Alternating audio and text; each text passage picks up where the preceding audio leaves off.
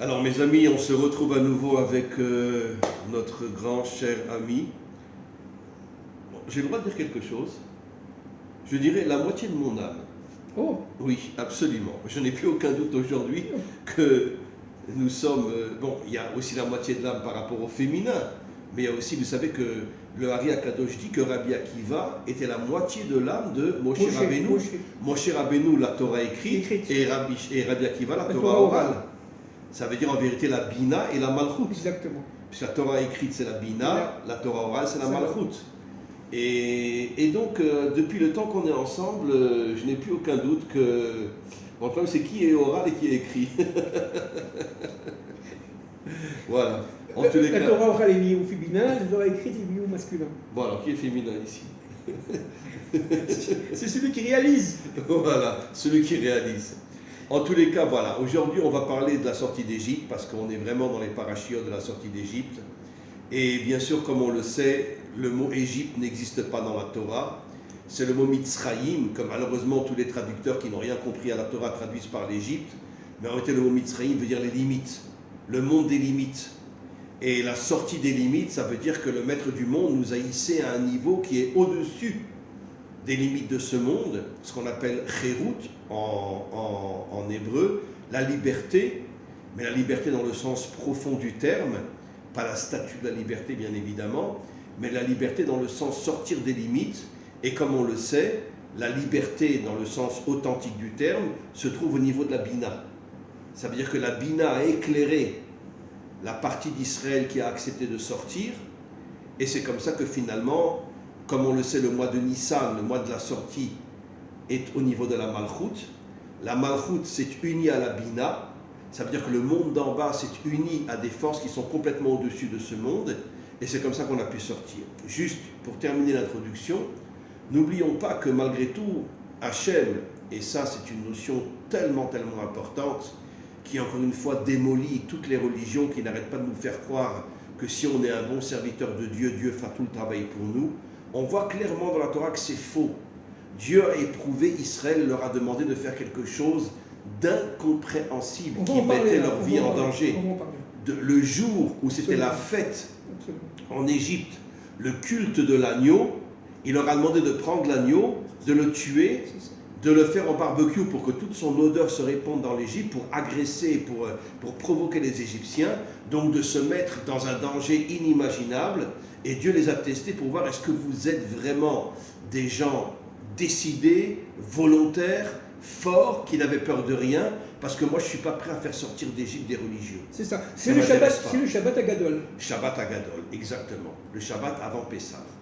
Et donc de là on comprend, et j'ai terminé avant de céder la parole à la moitié de mon âme, que, ben oui c'est vrai, maintenant j'en suis sûr, j'ai plus aucun doute. Et donc, on voit de là encore une fois, quand on va enfin se réveiller, quand on va sortir de tous les mensonges que nous racontent les soi-disant représentants de la religion et nous font croire que si je sers Dieu, ça suffit, Dieu fera tout le travail pour moi. Non, non et non. Nous devons retrouver notre force, notre courage, notre volonté. Et nous devons affronter le mal et nous mettre en danger. Et seulement à ce moment-là, Dieu se liera à nous pour nous amener à la délivrance finale. Voilà, monsieur Ababou. Bien, alors Rav, bonjour. Évidemment, je suis très ému sur tout ce que vous avez dit. Et en tout cas, moi, je me sens extrêmement lié à vous, Rav, que ce soit clair. Et donc, la sortie d'Égypte. La sortie d'Égypte, c'est vrai qu'on sort tous les jours d'Égypte, 3 fois par jour, que la sortie d'Égypte, c'est une dynamique intérieure, individuelle comme collective. Mais la sortie d'Égypte, si vous voulez, elle se passe dans au moins 3 temps. Le premier temps, c'est le temps des Makot, le temps des plaies. Ce temps des plaies, c'est relié à 3 stades, elles aussi. Les premières plaies sont sous la terre, les deuxièmes plaies, disent les Rachamim, sont sur la terre, et les troisièmes plaies sont, n'est-ce pas, plus surnaturelles. Voilà, plus surnaturelles, comme les sauterelles et la mort des premiers-nés, etc. Alors, effectivement, et l'obscurité, bien entendu, et l'obscurité, la 9e plaie, évidemment. Maintenant, il faut comprendre une chose, c'est que les plaies sont reliées aux sphirotes.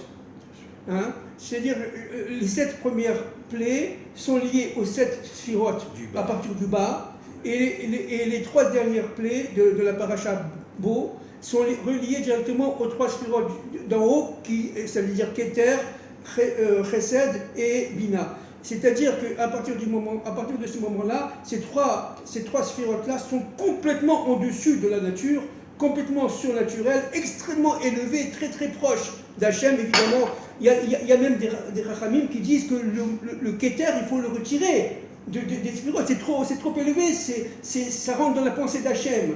D'ailleurs, entre parenthèses, on va être à 40 jours du matin de Torah, de recevoir la Torah. La Torah, elle est liée directement. Elle est liée directement à la fois à la Chokhmah, mais la Chokhmah d'Hachem, n'est-ce pas? Qui est elle-même dans la Bina. Qui est elle-même dans la Bina. La Bina est la maison de la Chokhmah. Voilà, la Bina va... Comme l'épouse qui prend la graine et qui construit l'enfant.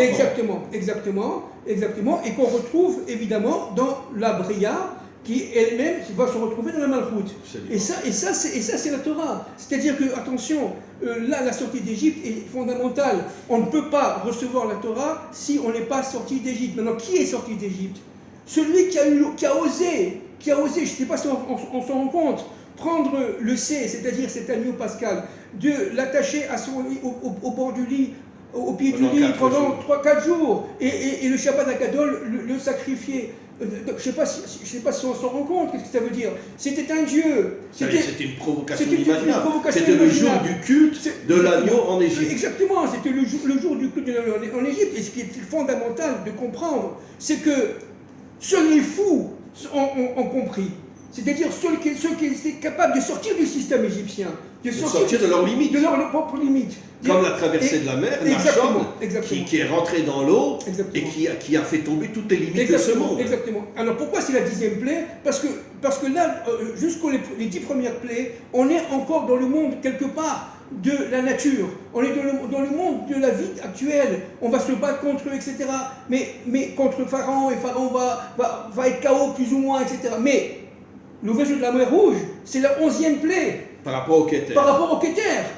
D'accord? C'est-à-dire que l'ouverture de la mer Rouge nécessite d'abord des forces surhumaines et surtout et c'est fondamental ce que je vais dire, c'est qu'avec le chiffre 11, on arrive tout simplement au miracle, au monde du miracle, c'est-à-dire au monde de la surnature complètement. Et ça, Amalek avait vu.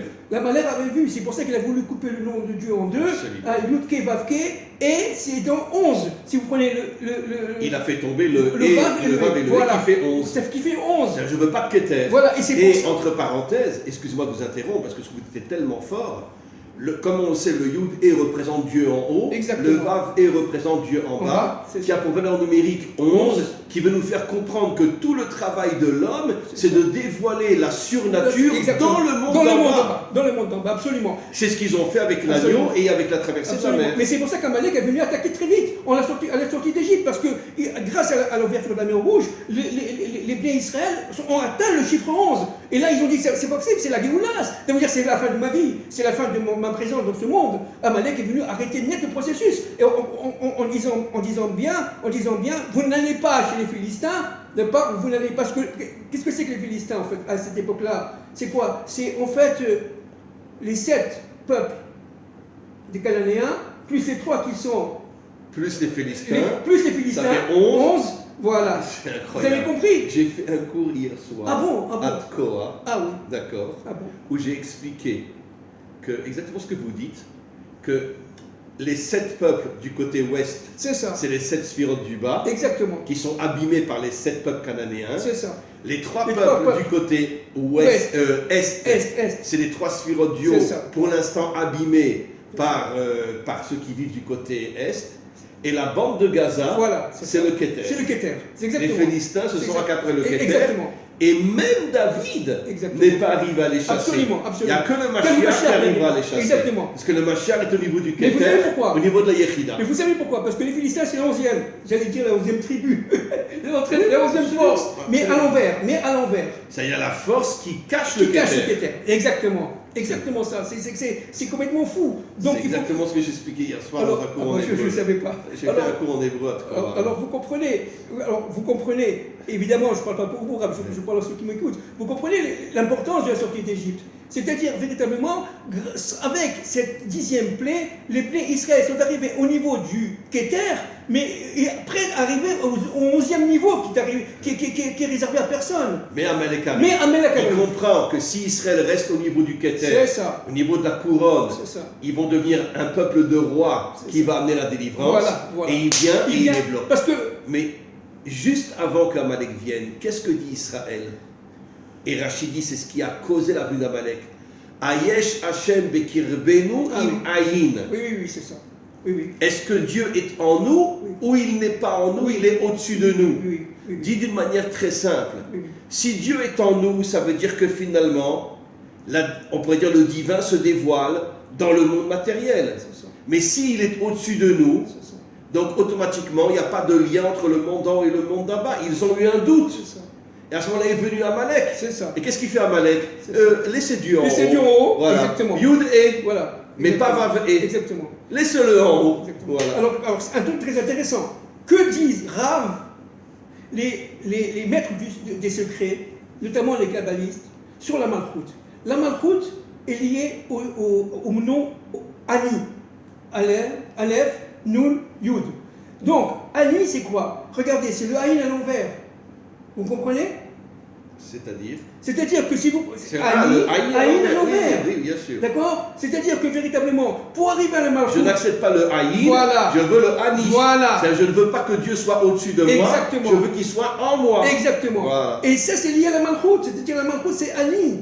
Vous comprenez? C'est complètement fou. Et quand est-ce qu'ils sont arrivés au niveau de la Malchut?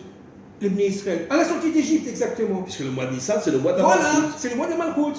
Ils sont sortis le 15 Nissan. Mais Amalek a tout cassé. Voilà, il a tout cassé. D'accord? Alors ça, c'est très important. Maintenant, il y a un autre point très fondamental. C'est la révolte des premiers-nés.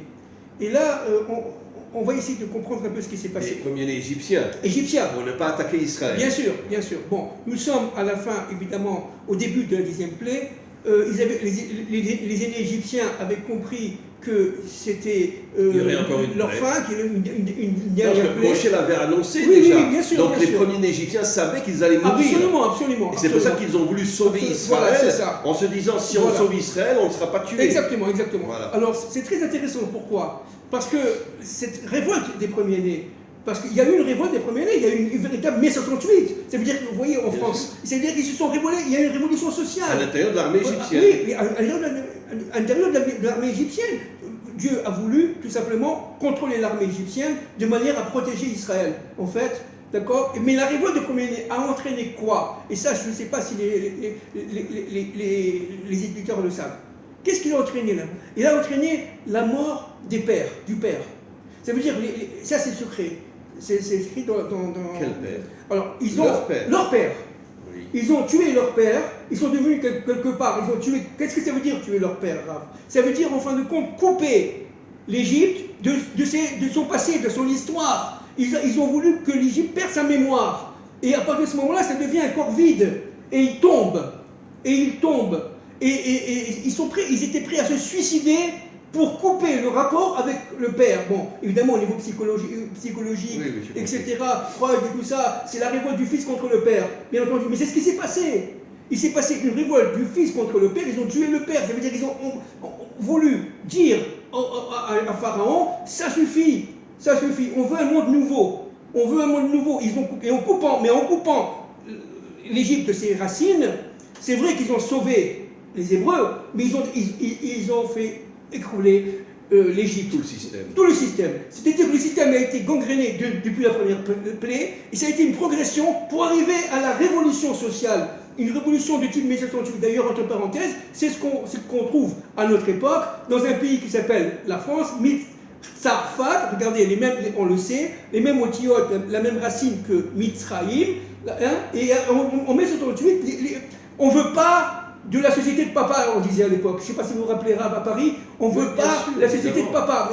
Voilà, on retrouve exactement ce qui s'est passé en Égypte. Et surtout, on veut ni Dieu ni maître. Ni Dieu ni maître, ça veut dire une société complètement libre de faire ce qu'elle veut, sans Dieu ni père. C'est exactement ça. C'est exactement ça. Et ça a été la révolte, exactement. On a vécu avec l'époque la révolte. 68 a pour valeur numérique Chaim, oui, la vie, comme pour dire on ne veut plus la vie. Exactement. C'est quoi la vie? C'est l'union entre l'âme et le corps. Voilà, c'est l'union entre en haut et en bas. Entre le haut et le bas. Entre la femme et l'homme. Et c'est pour ça que la femme elle s'est dévoilée. Et ça a été une révolution terrible depuis ce moment-là. Et ça a été évidemment une répercussion dans le monde entier en 68, on se rappelle, avec les mouvements hippies, etc. Et tout cela a entraîné une sorte de libéralisation des mœurs qui fait que l'humanité est tombée de degré en degré jusqu'à arriver à plus rien. Aujourd'hui, on est arrivé à plus rien. Avec votre permission, je rajouterai, mais 1 milliard de fois, mais je rajouterai avec votre permission que ceux qui étaient derrière la révolution de 68 et le monde hippie, c'est toutes les forces obscures qui ont voulu affaiblir les nations en les transformant en drogués, en hippies, en révolutionnaires, etc. Pour pouvoir, avec le temps, avoir la main mise sur toute l'humanité. Jusqu'à aujourd'hui, on voit très bien ce qui se passe dans le monde. Exactement. Donc, cette plaie... Toutes les révolutions sont toujours récupérées, comme la Révolution française a été complètement récupérée. Absolument. Donc, actuellement, l'humanité sort d'Égypte. Qu'est-ce que ça veut dire qu'elle sort d'Égypte? Elle reçoit les plaies, n'est-ce pas? Ça veut dire quoi, elle sort d'Égypte? Ça veut dire qu'elle sort de ses propres limites. Mais le problème, c'est que la plupart ne sont pas conscients. Alors, qui c'est qui est sorti d'Égypte? Ceux qui ont tué l'agneau. Ceux qui ont refusé de continuer à être des moutons. Mais vous vous rendez compte ce que ça veut dire? Je ne suis plus un mouton. Imaginez-vous, vous voulez que je vous donne un exemple? Complètement fou. Imaginez-vous que vous avez des juifs américains qui prennent les dollars, qui les sortent des dollars de leur banque, qu'ils en font un tas et qui les brûlent. Regardez la réaction du gouvernement américain. Imaginez-vous que dans chaque quartier, bon, c'est un exemple bidon, mais regardez, imaginez-vous un peu la symbolique. Il n'y a aucun risque que ça se passe. Oui, mais bien, voilà, alors qui c'est qui Parce qu'aujourd'hui, le dollar en Amérique, c'est le mouton d'Égypte. Oui, mais qui c'est qui est sorti? Ceux qui ont eu cette rousse-pas, cette force de dire, vous savez quoi, le dollar, je m'en fous, c'est Gematria Amalek, moi je prends, je le brûle, je monte le Gematria Amalek. Hein. Oui, bien sûr. Dollar, la valeur numérique de Amalek. 240. C'est extraordinaire. Absolument. Alors, 240. Bien sûr. Alors, qui aujourd'hui est capable de faire ça? Qui aujourd'hui est capable de dire, moi je prends tous mes dollars ou mes euros, je les brûle parce que c'est une idolâtrie. N'est-ce pas? Moi, je suis avec Hachem, et imaginez-vous, mais c'est ce qui s'est passé à cette époque-là. C'est ce qui est passé à cette époque-là. Le mouton était le symbole de toute la soumission économique, sociale, religieuse de l'Égypte. C'est ça. Comme un mouton devant Pharaon. Ils ont tué le mouton. Voilà. On n'est plus à ton service. C'est ça, exactement. Malheureusement, il n'y a que 1/5 qui a eu le courage de le faire. Bien sûr. 80% des Juifs sont restés et ont disparu en Égypte. Bien sûr, avec le 9e plaie. Parce qu'ils n'ont pas eu ce courage. Bien Ils sont morts pendant la plaie d'obscurité. Bien sûr, le 9e plaie. Oui. Donc c'est incroyable. Et dans cette 9e plaie, qu'est-ce qui s'est passé en fait? Qu'est-ce qui s'est passé en fait dans cette 9e plaie? C'est quoi l'obscurité? Alors c'est vrai que les Rachamim disent qu'on ne voyait pas de plus de 2 mètres, etc. Bon, d'accord, mais qu'est-ce que c'est en fait? C'est l'obscurité spirituelle. Ça veut dire qu'il n'y avait plus rien, c'était un vide absolu. Tout était mélangé, on ne comprend plus rien, un peu comme aujourd'hui, n'est-ce pas? On ne comprend plus rien. C'est-à-dire que les valeurs ancestrales se sont liquéfiées. Il n'y avait plus vraiment de structure et de capacité de comprendre le passé, le présent et l'avenir. Vous saviez, on vivait au temps présent. Vous parliez tout à l'heure des Philistins. Le général d'armée des Philistins s'appelait Picol. Oui. Picol, ça veut dire ma bouche est partout. Exact. Qu'est-ce que ça veut nous faire comprendre? Comment la Torah nous envoie des messages vieux de millénaires pour nous faire comprendre ce que c'est aujourd'hui? Quelle est aujourd'hui la plus grande, excusez-moi l'expression, je vais le dire à Ladinovitch, la plus grande ordurerie qui existe dans le monde? La presse. Picole, ma bouche est partout. Exactement. Pourquoi? Parce qu'ils ils font tout pour nous affaiblir, pour nous mettre en panique, ils ne font que ça. La peur fait partie de leur stratégie. D'affaiblir les peuples. Absolument. D'affaiblir les peuples. Absolument. Je voudrais juste, avec votre permission, avant que... Oui, Picole, c'est-à-dire la bouche est partout, c'est la presse. Bien sûr. Aujourd'hui, la presse, elle est partout. Mais tout le système de la presse aujourd'hui, c'est d'affaiblir, de gonfler les chiffres, de nous faire croire que, etc., pour que les gens paniquent. Absolument. Parce que malheureusement, 80% des hommes et des femmes sont des moutons qui n'ont pas voulu sortir d'Égypte. c'est seulement 20% qui se révoltent. Exactement. J'ai entendu hier une chanson française exceptionnelle, j'en avais les larmes aux yeux. Ah bon? Oh là là, contre le vaccin, contre ci, contre ça. C'est des hommes et des femmes qui chantent de manière extraordinaire. Mais je me suis dit, mais on en revient toujours au même, parce qu'on a déjà La dit, France. c'est toujours la France qui a, au niveau d'une minorité, Bien sûr. qui a ce courage de la révolte. C'est ça.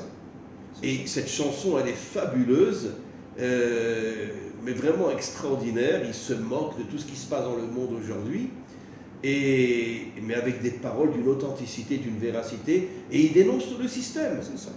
C'est quelque chose d'absolument incroyable. C'est ça. Je voulais juste rajouter, si Amalek n'était pas venu, mais c'était la Géoula. c'était la Géoula. Bien sûr. Pourquoi? Parce que après, disent nos maîtres, il serait remonté pour se battre contre les Philistins et les chasser de la bande de Gaza. Et récupérer le 11. Et récupérer le 11, récupérer le Keter, mais ça. Attention, mais la bande de Gaza, elle est sur quel territoire? Yehuda. Sur le territoire de Yehuda. Qui c'est qui a ouvert la mer? C'est Yehuda. Yehuda. Narshon.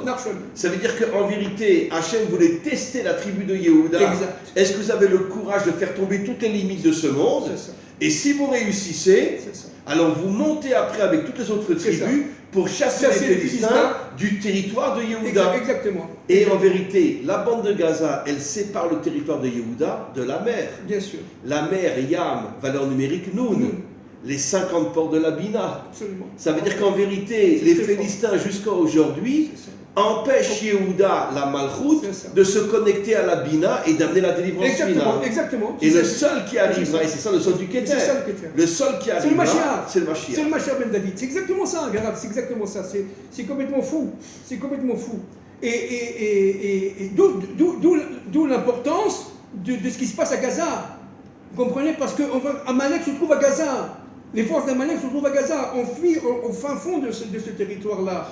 D'accord? Il y a le Amalek en Israël, qui sont les Philistins. Bien sûr. Et le Amalek en dehors d'Israël, qui sont Hitler. C'est ça, exactement. On a deux Amalek en réalité. Les élites. Bien sûr. Les élites et les gouverneurs. Oui, absolument. Alors écoutez, je voudrais, j'ai pensé cette semaine à Abraham Livni. Abraham Livni, je répète, c'est un ancien chrétien jésuite qui est devenu juif, qui avait compris. Un juif exceptionnel qui avait qui a étudié avec les plus grands maîtres d'Israël. Les plus grands maîtres d'Israël, qui a fait son aliyah avec Nelly, sa femme, dans les années 60, en 1961. C'était d'ailleurs, entre parenthèses, mon voisin qui va demander Chaya à Jérusalem. Et il avait écrit le livre Le Retour d'Israël. Et dans Le Retour d'Israël et l'Espérance du monde, à la page ce livre, 210. Parce que c'est un livre que vraiment que tout le et monde doit lire. Un livre livre écrit par un ancien évangélique qui est devenu un juif d'une dimension qu'on ne peut même pas expliquer, comme Rabbi Meir, comme Rabbi Akiva, comme les plus grands maîtres d'Israël étaient tous soit convertis, soit de descendance convertie. C'est un grand maître. Et vraiment, je conseille, et surtout au Bnei Adam, de lire ce livre, car c'est un livre absolument hors du commun. Absolument. Alors, je répète, Abraham Livni, Le Retour d'Israël et l'Espérance du monde, édition du Rocher, bibliophane. Alors, regardez, dans la page 210, n'est-ce pas? Regardez ce que dit Abraham Livni. Les civilisations sont mortelles. Toutes sont passées, et la nôtre passera aussi, car elle est aussi mortelle. Notre histoire présente ne peut pas se situer vraiment dans la continuité d'une longue aventure de l'histoire des hommes. L'homme vit dans l'optique étroite, Mitzrayim, voilà, l'étroitesse d'un présent immédiat. La carrière, la maison, la famille, les distractions, les loisirs, l'argent qui assure la commodité et le confort matériel. L'homme moderne n'a pas de passé. Il a rompu avec toutes les traditions et rejeté tout héritage culturel, aussi bien que moral. Je voudrais presque dire que ceux qui ont le moins de passé, c'est les juifs galotiques. Exactement. Qui, avec tout ce que l'histoire nous a montré, qu'à chaque fois que les juifs réussissent dans un pays, le pays se retourne et les extermine. Exactement. Comme les juifs allemands. Exactement. D'accord? Aujourd'hui, c'est en train de se passer, ça va se passer en Amérique, mais les juifs n'ont pas de mémoire. Les juifs n'ont pas de mémoire. Je parle du juif galotique, bien évidemment. Mais attention, la différence entre l'hébreu, qui lui a une mémoire ancestrale, qui se relie à ses pères. Parce que l'hébreu se dit ivri, qui veut dire le passé. On est connecté au passé. Voilà. Aya, Ové, Iye. Voilà les noms d'Hachem. Aya, Ové, Aya. Qui sont le nom divin. C'est le nom divin. Le passé, le présent, le futur. Le Dieu créateur, le Dieu du commencement, le Dieu de la création, de Bereshit. Le présent, il est toujours présent partout, et il est ineffable, et il est présent dans toutes les structures, dans toutes les dynamiques de l'histoire, quelle que soit l'histoire, individuelle comme collective. Mais il y est, c'est-à-dire véritablement, il y a un projet directeur qui amène à un but. Et l'objectif, c'est la messianisation du monde. Quand Moshe a demandé à Hachem, avant la sortie d'Égypte, comment tu t'appelles, il lui a Voilà. dit Eyé, Hacher, Eyé. C'est ça. Ça veut dire que je ne m'occupe pas seulement du passé Voilà. et du présent, Voilà. je prévois tout le futur. Oui, dans mon plan. Eyé, c'est le futur. C'est ça, c'est dans mon plan. Dans mon plan, donc il y a toute la dynamique de l'histoire a un sens voulu par la volonté suprême, par la volonté première, qui fait qu'on passe d'un point A à un point Z pour pouvoir arriver véritablement à la messianisation du monde. Qu'est-ce que c'est que la messianisation du monde? C'est tout simplement la compréhension intrinsèque que Dieu est présent dans ce monde, C'est ça la royauté, c'est ça la malchoute. C'est ça la malchoute. Alors, c'est lui le seul et unique vrai dirigeant de ce monde, et il se sert de tous les méchants de ce monde C'est ça. pour cacher le processus de la délivrance finale. c'est ça. Alors, je continue. Il n'a pas non plus d'avenir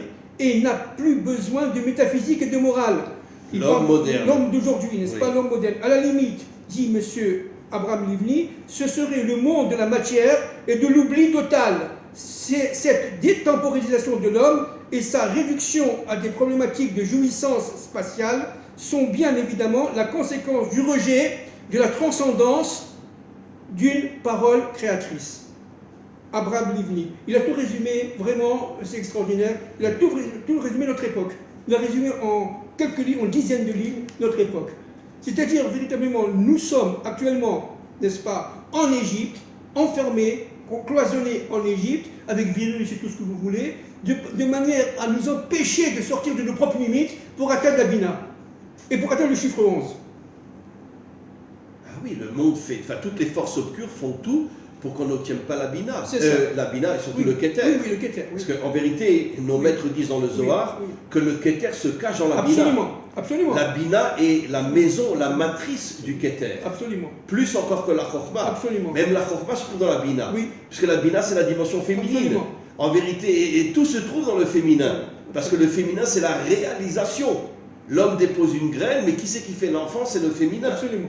C'est pour ça qu'encore une fois, on répète ce qu'on a dit l'autre fois, la femme du Mashiach, c'est elle le vrai Mashiach. Mais C'est évidemment. elle qui va faire sortir l'humanité repentante, n'est-ce pas, de ces cloisonnements égyptiens. Alors, justement, en vérité, le Keter, c'est quoi? Mais c'est la femme, c'est La l'épouse. Exact. Qu'est-ce que disent nos maîtres? Qu'est-ce que dit le roi Salomon? Eshet Raïl, Ateret Baala. La femme courageuse est la couronne de son mari. Ça veut dire, qui fait de l'homme un roi? Son épouse qui est au-dessus de lui, puisqu'elle est au niveau de la couronne. On le dit tous les vendredis soirs. Bien Vous vous sûr. rendez compte? Ça veut Bien dire le sûr. chiffre 7. Eshet Raïl Miyimsa, Ça. qui a le mérite de trouver une femme courageuse. Malheureusement, tous les commentaires traduisent par vertueuse. J'ai envie de les étrangler, mais comment ils falsifient notre Torah de cette manière-là? C'est ça. Même les juifs qui traduisent. C'est une combattante. Chayil veut dire une femme combattante. Combattante, absolument. Absolument. Chayil, Chayal, un combattant. Absolument. C'est pour ça que la femme du Mashiach, qui sera d'ailleurs d'origine française, va prendre toutes les forces qui sont en elle et elle va les faire transmuter en force du bien. C'est la réparation du monde, c'est la réparation de Chava. Et c'est complètement fou. C'est-à-dire qu'en fin de compte, sans la femme, eh bien, il n'y a pas de messianisme du monde. Donc c'est pour ça qu'on répète ce qu'on a dit, mais c'est très important. Les femmes françaises doivent jouer un rôle fondamental dans la Géoula Shelema, dans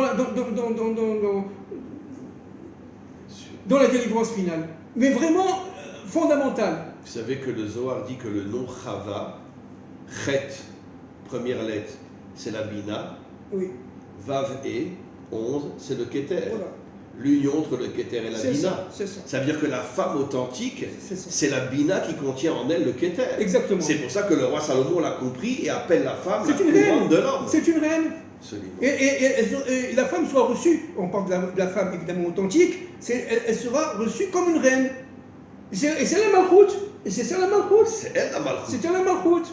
C'est elle la Malchoute. Qui est appelée Emma Malchoute? Ruth. Qui est appelée la matrice de la Malchoute? Ruth.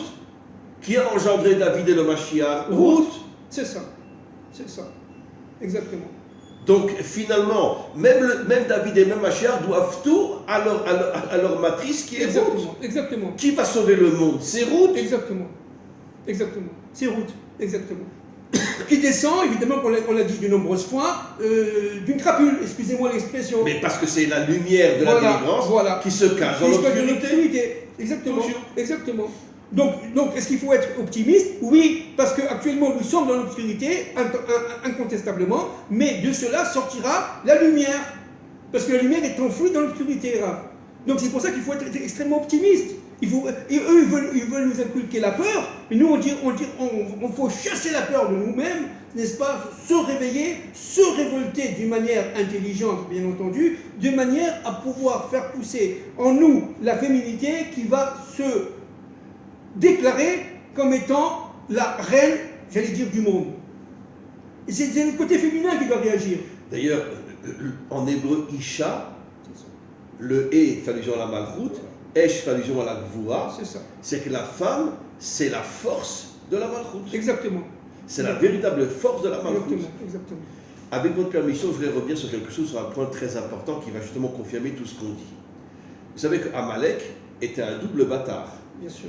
Puisque son père a eu une relation avec une femme mariée, ils ont une fille, et après le père d'Amalek a couché avec cette fille, et il a mis au monde Amalek. Avec Timna. Avec Timna, donc oui. Un double bâtard. Oui. Bâtard par l'adultère et bâtard par l'inceste. Oui.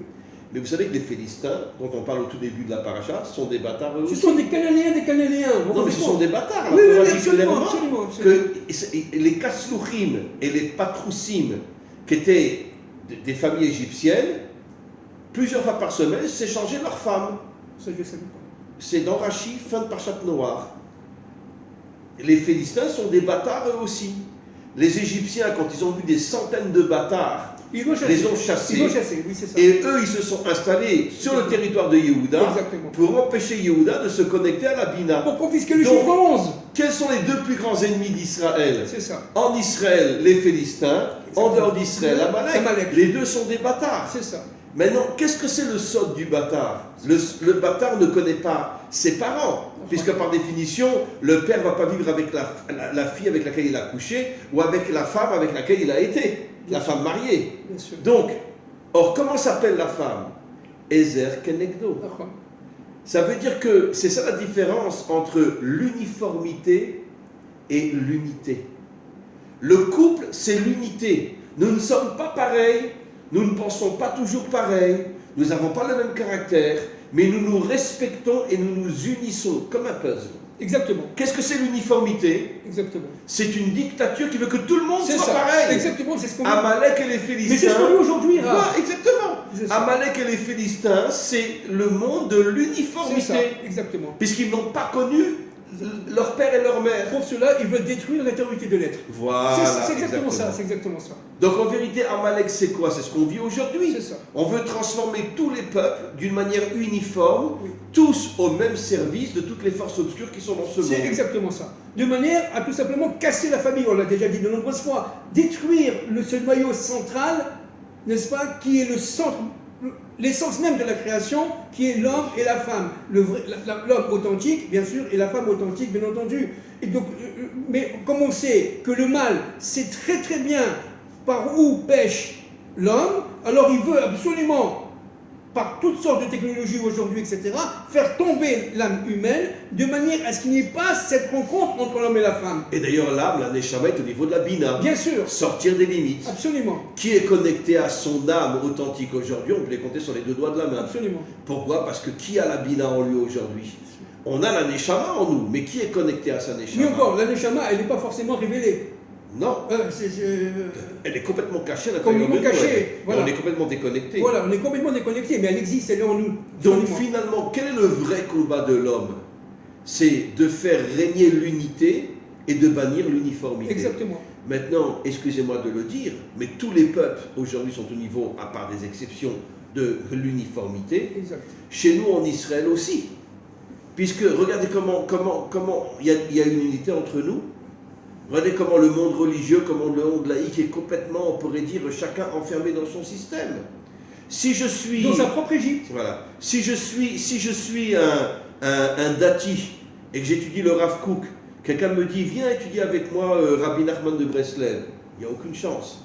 Si quelqu'un étudie Rabbi Nachman de Breslev, on dit viens étudier les écrits du Rabbi de Lubavitch, il n'y a pratiquement aucune chance. Je parle au niveau de la globalité. Si quelqu'un est laïque, est-ce qu'il va étudier la Torah? Si quelqu'un est dans la Torah, est-ce qu'il va prendre comme ami sincère un laïque? Si je suis de droite, je vais prendre un ami de gauche, etc. Ça veut dire qu'en vérité, le monde entier est enfermé dans sa prison qu'on appelle Mitzrayim. Exactement. Et pourquoi? Parce qu'il n'y a plus de couple. C'est ça. On peut les compter sur les 10 doigts de la main, les couples authentiques aujourd'hui. Exactement. Ceux qui arrivent à s'unir avec un être qui est différent de lui. Exactement.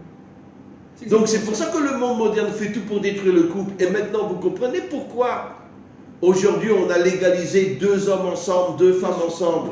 Parce que 2 hommes ensemble et 2 femmes ensemble, c'est l'absolu contraire de Ezer Kenegdo. C'est l'uniformité. C'est l'uniformité. Voilà. C'est, en fin de compte, se regarder soi-même.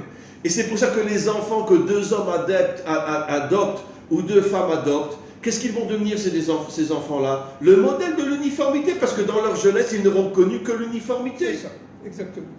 Et donc ça va devenir des dictateurs. Exactement. D'accord? C'est pour ça que Dieu veut que la femme soit Ezer Kenegdo. Voilà. C'est ça le plus important. C'est pour ça que les plus grands criminels de ce monde sont tous ou des bâtards ou des descendants de bâtards. Oui, c'est ça. Amalek est un descendant de bâtard. Oui, absolument. Je parle d'Amalek d'aujourd'hui. Absolument. Hitler est un descendant de bâtard. Absolument. Oui, donc ça veut dire pourquoi? Parce que c'est le monde de l'uniformité. Exactement. Et c'est le monde dont les forces du mal aujourd'hui veulent nous limiter, nous introduire, etc., de manière à ce qu'on soit tout simplement des moutons, des objets, des instruments à leurs mains. Mais bien sûr. Sans aucune dignité, sans aucune moralité, sans aucune intériorité. On ne pourra plus faire l'union entre l'intériorité et l'extériorité. C'est-à-dire, tout simplement, c'est la mort. Entre l'homme et la femme. Ou entre l'homme et la femme. L'homme incarne l'extériorité, la femme incarne l'intériorité. Mais Rav, c'est ça la mort. C'est ça le côté mortifère de notre monde. C'est ça la séparation entre l'intériorité et l'extériorité. Exactement. Entre l'âme et le corps. Exactement. Ils veulent tout simplement nous tuer au sens thoraïque du terme. Ils veulent nous tuer. Mais ils n'y arriveront pas. Ils n'arriveront pas. Ils n'y arriveront pas parce qu'à chaque fois que les forces obscures ont essayé de détruire le monde, et à chaque fois il y a eu un réveil qui a empêché, qui a fait des dégâts terribles, comme la Shoah, etc. Mais 3 ans après la Shoah, Israël renaît sur sa terre. C'est exactement ça. Et n'oubliez pas aussi que dans la tourmente de l'Égypte, dans l'obscurité de l'Égypte, dans l'idolâtrie de l'Égypte, naît Moshe, comme on l'a dit l'autre fois. Moïse naît à un moment donné incroyable. Et où il a grandi dans l'obscurité, dans la maison de Pharaon. Exactement. C'est-à-dire Hachem a caché la lumière de la délivrance dans le monde de la mort. Exactement. Dans le monde de la mort. Oui, absolument. D'où la mort des premiers-nés, on revient à la 10e plaie. D'où la mort des premiers-nés. Et les premiers-nés ont compris tout ce mécanisme. C'est pour ça qu'ils n'en voulaient plus. Ils ne voulaient plus de ce monde de papa. D'ailleurs, je dis toujours, c'est absolument extraordinaire. Hitler sort d'Auschwitz. Idiot. Hitler sort d'Autriche. Et Herzl sort d'Autriche. Absolument. Ça veut dire que, normalement, Hitler aurait dû sortir d'Allemagne. Et regardez aujourd'hui. Il sort d'Autriche. Regardez, excusez-moi, pardon de vous avoir interrompu, mais excusez-moi. Qu'est-ce qui se passe aujourd'hui à Vienne, en Autriche? Les grandes réunions entre les Occidentaux et les Iraniens. Bien sûr. À Vienne, ça revient. Absolument. Vous voyez? C'est fou. Comme par hasard, vous avez 100% raison. C'est de Vienne, enfin c'est de l'Autriche que sort Hitler, les forces du mal. C'est de l'Autriche que sort Herzl, les forces du bien. Et aujourd'hui, toutes les réunions sur la bombe atomique iranienne, c'est à Vienne. C'est à Vienne, en Autriche. Donc Dieu parle à chaque événement de l'histoire, Dieu est présent. Et il nous envoie des codes, des signes, pour ceux qui comprennent, bien entendu, pour ceux qui sont capables de le voir. D'ailleurs, les premiers en Europe à avoir enfermé tous ceux qui n'étaient pas vaccinés, c'est les Autrichiens. Voilà. Donc vous comprenez bien que nous sommes là actuellement en pleine Égypte, mais de cela sortira la Géoula, la lumière. Comme Moïse est sorti de la maison de Pharaon. Grâce à Pythia, entre parenthèses, et Myriam, c'est-à-dire véritablement grâce à la femme. La fille de Pharaon était la lumière cachée dans l'obscurité. Exactement. Et elle s'est mariée après au chef de la tribu de Yehuda, Caleb Ben Yefouné. C'est exactement ça. Et ce sont les deux. Donc elle est devenue la femme de la Malchoute. Absolument. La fille de Pharaon est devenue la lumière de la malchoute. Absolument.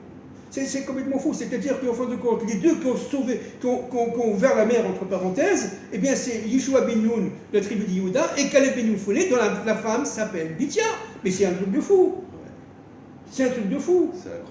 C'est-à-dire, mais ils étaient arrivés, d'ailleurs, entre parenthèses, individuellement, ils étaient arrivés au chiffre 11, tous les deux. C'est-à-dire qu'ils avaient compris que la mer allait s'ouvrir. Mais tout le monde disait, mais vous êtes fous, vous n'avez pas, non? C'est naturel d'avoir ces quatre groupes qui se sont formés à Béchalar, n'est-ce pas? Celui qui prie, celui qui veut se battre, celui qui veut retourner en Égypte, etc., celui qui veut, etc. Les quatre groupes, c'est naturel. Narshon a compris que non. Mais Narshon a compris que non. Il faut dépasser. Qu'est-ce que c'est la définition d'un roi? C'est ça. Meler Poretz Geder. Il défonce tous les obstacles pour se frayer un chemin. Il faut dépasser la 10e plaie parce qu'il y en a une autre cachée. N'ayez pas peur, elle va s'ouvrir. C'est le Keter. C'est le Keter. La couronne. La couronne. Et Narshon ben Aminadab, ils ont avancé. Les Rachamim disent que jusqu'à que l'eau arrive au niveau du nez. Il allait mourir. Il allait mourir. Et c'est là qu'Hachem a ouvert. Et c'est là qu'Hachem a ouvert. Az Yashir Moshe. C'est fou. Mais Az Yashir Moshe. Yashir. Donc, au moment de la délivrance. Au moment ça veut dire que Moshe fait allusion au fait que la traversée de la mer est un avant-goût de la délivrance Exactement. finale. Si on ne trouve pas, au moment de la délivrance finale, des hommes qui arrivent à se battre contre tous les obstacles de ce monde, voilà, il Mashiach n'ira pas. Parce que le Mashiach a besoin d'être accouché par un ventre. Exactement. Et le ventre, c'est la dimension féminine, Malchut, qui se bat contre tous les obstacles de ce monde. Absolument, exactement. C'est exactement ça, Pape. C'est-à-dire qu'en fin de compte, cette ouverture de la mer Rouge, d'ailleurs toute la sortie d'Égypte, est un phénomène d'annonce à ce qu'on va vivre à la fin des temps. D'ailleurs, la mer Rouge, ça fait allusion à Édom, le dernier exil. Absolument. La mer Rouge, Édom. Le dernier exil s'appelle l'exil de Édom, qui veut dire rouge en hébreu. Absolument. Alors, il faut absolument maintenant découvrir les forces de Nadab, Narshon ben Aminadab et Caleb ben Yefoulé, rentrer dans la mer.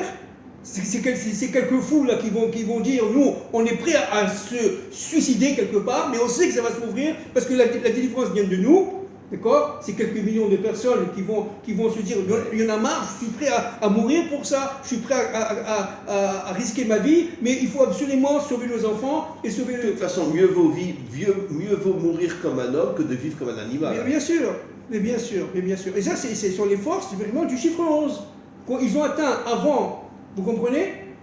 Avant le peuple d'Israël, avant les Hébreux, avant la fin des temps de l'histoire, ce chiffre 11 pour annoncer le véritable chiffre 11, la fin des temps de l'histoire, c'est-à-dire le Keter.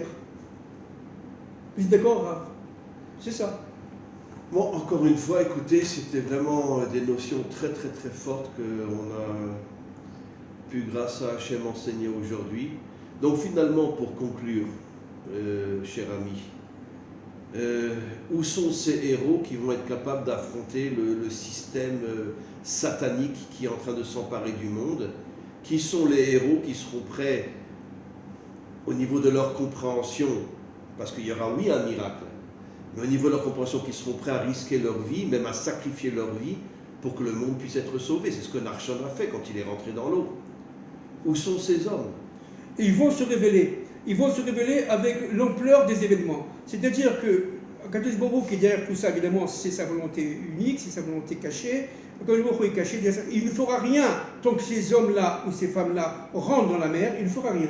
Mais dès que eux rentreront dans la mer, alors le miracle va se produire. Par le chiffre 11, entre parenthèses. Le chiffre 11 étant le chiffre du Keter, du chiffre des miracles. Au-dessus complètement au-dessus de ce monde. Mais pour cela, il faut faire le premier pas. Akadosh Baruch Hu attend qu'on fasse le premier pas pour se dévoiler et dévoiler ses forces. C'est ce qu'on va vivre maintenant, oui. Si Dieu veut, Bezrat Hashem. Donc il faut être à l'affût de tout ce qui se passe dans le monde, notamment de ces mobilisations populaires. Aujourd'hui, elles sont secondarisées, bien entendu, elles sont relativement limitées, mais de plus en plus des gens commencent à se réveiller. Il faut continuer, n'est-ce pas, à réveiller, de manière à ce que les forces de Narshon ben Aminadab et de Caleb ben Yefoulé se révèlent en eux et faire sortir, n'est-ce pas, l'humanité de l'Égypte, de la torpeur. Et Dieu interviendra à ce moment-là avec fracas. Parce que ça... Mais grâce aux héros qui seront le ventre de la délivrance. C'est ça le ventre de la délivrance. C'est Narshon ben Aminadab et Bithia l'avait compris. C'est pour ça qu'elle a voulu se marier avec Caleb Ben Yefoulé, entre parenthèses. Midjak est avec encore le chef de la tribu de Yehoudi. Bien sûr, bien sûr. Vous vous rendez compte? Donc nous sommes là en train de revivre la sortie d'Égypte, mais cette fois-ci de l'humanité. Bien sûr. La sortie d'Égypte du temps des Hébreux avec Moïse, c'était un phénomène d'annonce de la sortie d'Égypte qu'on va vivre maintenant et qu'on est en train de vivre actuellement avec les plaies, les macotes, etc. Évidemment que le virus, c'est une plaie. Il faut comprendre ça. Bien sûr. C'est une plaie et il n'y a pas que le virus, n'est-ce pas? Parce qu'il va y avoir évidemment l'effondrement des systèmes financiers. C'est une plaie aussi qui s'annonce. Bien sûr. Jusqu'à la mort des premiers-nés. Bien sûr. Vous comprenez? Jusqu'à la mort des premiers-nés. Voilà. Écoutez, merci beaucoup, beaucoup, beaucoup, beaucoup. On va mettre fin à ce cours qui était vraiment, encore une fois, extraordinaire. Je m'excuse de le dire, hein, c'est un petit peu orgueilleux, mais je pense que tous ceux qui écouteront ce cours comprendront que notre but, à M. Ababou et moi, c'est pas de vous enseigner la religion, mais c'est de réveiller le monde. Réveiller le monde, de former une armée d'hommes et de femmes forts, volontaires, décidés, courageux, qui n'ont peur de rien et qui seront capables de faire tomber tout ce système satanique qui veut s'emparer de l'humanité tout entière. Amen. Amen. Merci beaucoup.